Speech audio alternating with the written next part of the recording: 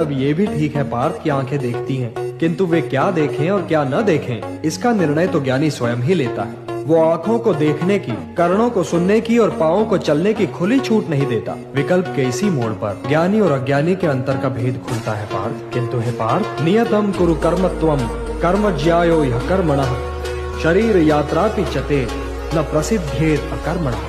जो कर्मेंद्रियों के आड़े आए, जो उन्हें बलपूर्वक रोककर उनका दमन करके विषयों का चिंतन करे, वो योगी नहीं, वो ज्ञानी नहीं, वो तो मिथ्याचारी है। सिद्ध पुरुष इंद्रियों को अपने वश में करता है, उनका दमन नहीं करता पार्थ। वो आंखें बंद करके नहीं जीता। इसलिए जो अपने इंद्रियों को नियंत्रित रखे, जो उन पर अपनी चेतना का अंकुश लगाकर उन्हें कर्मोन्मुख करे, उन्हें कर्म की दिशा दिखाए, वही श्रेष्ठ है।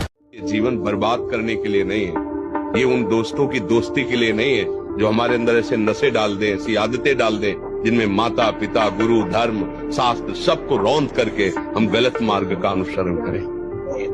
आप ऐसे दोस्त बनाए जो आपको गंदी आदतें सिखाएं, गंदे व्यसन कराएं, गंदी चेष्टाओं में ले जाएं। हम तो हमारे फिर तुम दोस्त, तेरी दोस्ती क्या, हमारे दोस्त श्री कृष्ण है, और जिसके दोस्त श्री कृष्ण है कभी भी परास्त नहीं होता।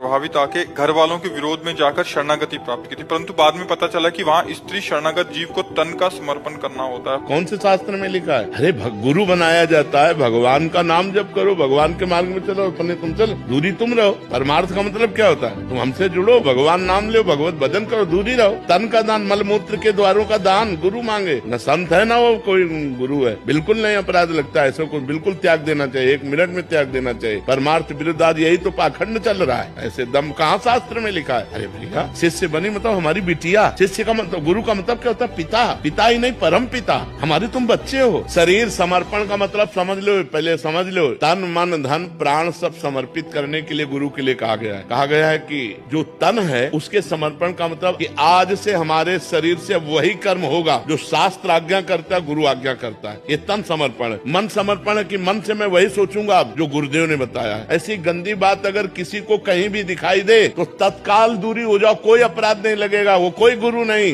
वो कालने में बैठा हुआ है पाखंड का रूप लिए हुए, वो गुरु नहीं है। गुरु वही है जो असत मार्ग से हटाकर सत मार्ग में लगावे, जो गंदी बातों से हटाकर तुम्हें अच्छी बातों में लगावे। जब गुरु से तुम कहो महाराज मेरे अंदर गंदी बात आ रही, तब उतनी सामर्थ्य उसके हो तो तुम्हारी गंदी बात हटाने की बात कह के तुम्हें सतमार्ग में चढ़े, ना कि गंदी बात सुनकर तुम्हारा शोषण कर ले। यदि मन तुम्हारा स्वामी है और तुम उसके अधीन हो तो वो तुम्हें माया के बंधन में जकड़ता रहेगा, और जब तुम मन पर काबू पालोगे और उसके स्वामी हो जाओगे तो वही मन तुम्हें मोक्ष के द्वार तक ले जाएगा।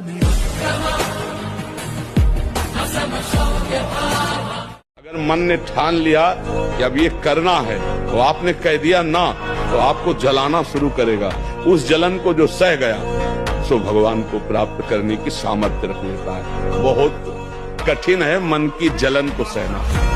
बाहर के थप्पड़ सह जाना सही, लेकिन मन के थप्पड़ सहना बहुत कठिन, सबको गिरा देता है। इसका बहुत विचित्र बल होता है और इससे बचने का केवल एक उपाय है, नाम जब न छूटे और ये स्वीकार मत करो कि मुझे चाहिए। पार्थ, ये बात ध्यान से सुनो और समझो। चंचल मन को मनमानी न करने दो पार्थ, उसे रोको और उसे अपने आत्मा का अधीन बनाओ। तुम्हारी उलझनों का यही उपचार है। मनुष्य स्वयं ही अपना मित्र भी है और अपना शत्रु भी। जिसने अपने अहम, अपने मन और अपनी इंद्रियों को अपने वश में कर लिया हो, वो स्वयं ही अपना मित्र है। और जो इनके वश में हो गया पार्थ, वो स्वयं ही अपना शत्रु है। मेरी ओर देखो पार्थ, मेरी ओर देखो। जिसे हर दिशा और हर वस्तु में केवल मैं ही दिखाई दूं, वो तो कभी भटक ही नहीं सकता। जो मुझे नहीं भूलता पार्थ, मैं भी उसे नहीं भूलता।